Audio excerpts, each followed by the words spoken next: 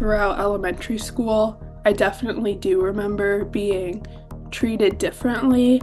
The diagnosis kind of scared my parents, and as we say, I was put into a bubble because we just wanted to be cautious about physical activity. I definitely felt singled out from everyone when I would have to sit out of gym class or not play a game at recess. And then just being taller than everyone in my class, kids just kind of looked at me differently. Grace Meyers from Michigan is living with Marfan syndrome. She was diagnosed at 4 years old. Marfan syndrome is a rare genetic connective tissue disorder. So connective tissue holds everything like organs in your body together. So with Marfan syndrome, your connective tissue is weak. It's kind of like people without Marfan syndrome, their connective tissue is like paper, and then mine is like tissue paper. So because it is weak, it spreads out more, which is why I am tall and have long limbs and long fingers. So it's genetic, but with my case, I'm a spontaneous mutation, which means that my parents do not have Marfan syndrome, so it just kind of spontaneously occurred in me. However, I can pass it down to my children.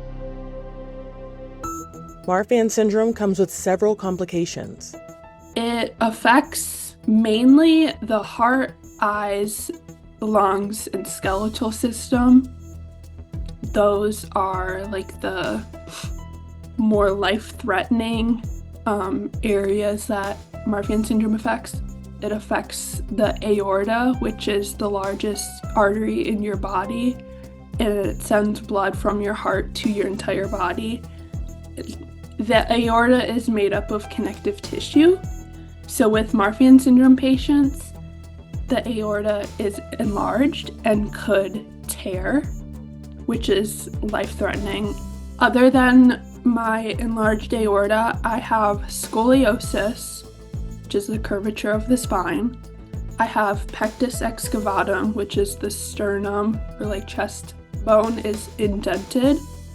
I also have dural ectasia and Chiari malformation, which affects the dural sac around the spine and how my brain sits in my head. So then I get headaches because my brain is almost falling out of my skull.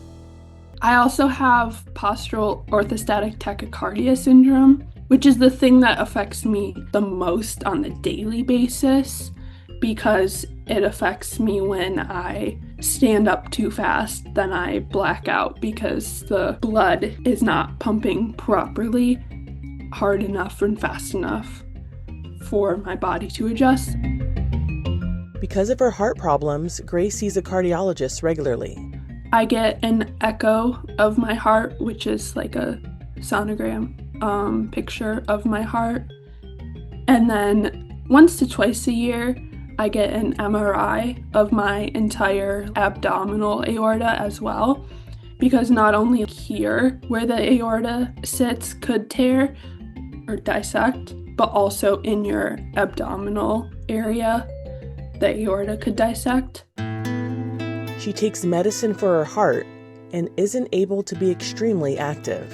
Physical limitations help the aorta not grow, so I am mindful of keeping my heart rate down and not stressing out my heart so that it doesn't have to pump a bunch, and then that puts the stress on the aorta to tear. And then I'm also mindful of not doing contact sports. There's not a giant sports ball coming at my chest and hitting. That could also affect the lungs. Because the lungs could also spontaneously collapse in Marfan syndrome. It has definitely impacted my mental health a lot.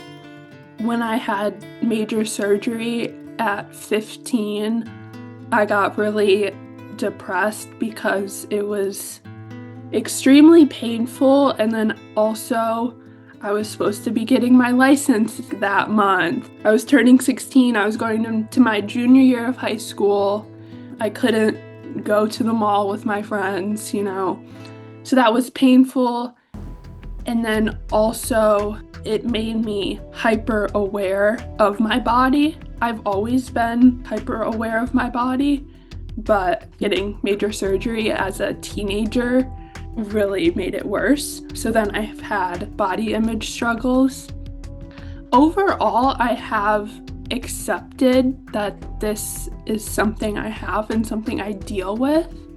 And obviously through my social media and content, I try to like make the best of it or make something good of it.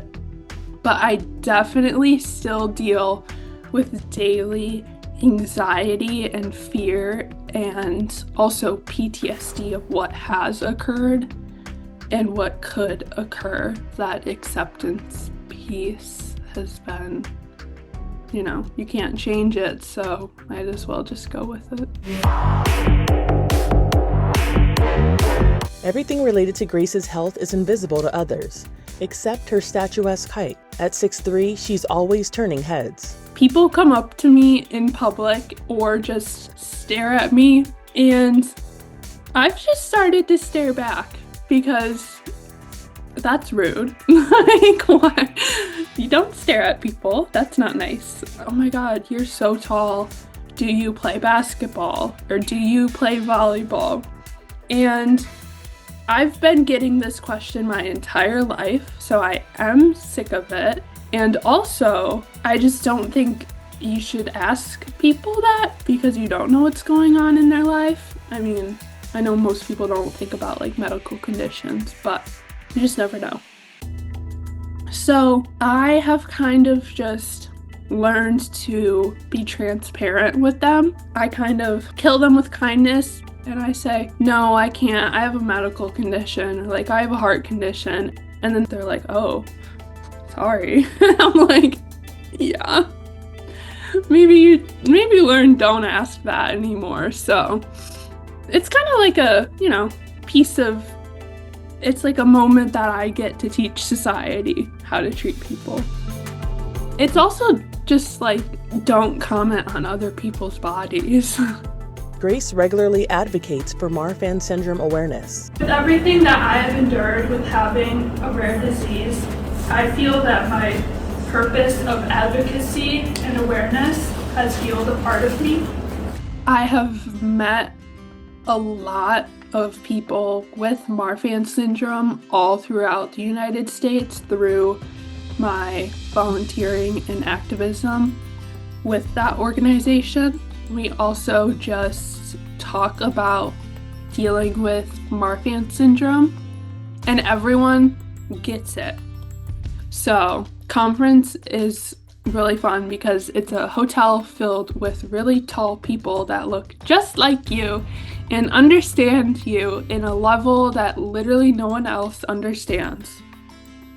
And then I've also done like walk fundraisers, social media advocacy. I've also talked to legislators in the Michigan State Capitol and the Washington, D.C. Capitol for rare disease laws to help rare disease patients like me. The activism is kind of just a sense of control and what I can do with this disorder that I've been given. I just wanted to say that I love you all so much. She hopes sharing her story will help raise awareness and also help others who may not know they also have Marfan syndrome. Because Marfan syndrome is rare, a lot of people, actually 50% of people with Marfan syndrome are undiagnosed, and because of the risk of the aorta and they don't know those like physical limits, their aorta just tears and then no one really knows to look for an aortic dissection, especially in a seemingly healthy person. So then they pass away. And then you find out later through the autopsy that they had undiagnosed Marfan syndrome. So that's why awareness is really important, because awareness saves lives. For someone just diagnosed with Marfan syndrome, I would say, first of all, being diagnosed is great because then you know what is going on and you can get the help and treatment that you need. And then also learning your body and what your body needs and what you think will be helpful is really big, because then you can go into your doctor appointments and have a good conversation and make a treatment plan. Being diagnosed and having a treatment plan itself will help your life be semi-normal and livable, because once you know what is going on and you can figure out how to treat it, you can live a semi-normal life. And the life expectancy for Marfan syndrome is very close to the general population.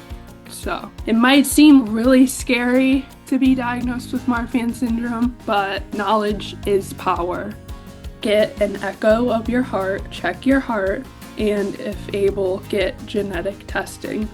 It could save your life and improve your quality of life. For Inside Edition Digital, I'm Andrea Swindall.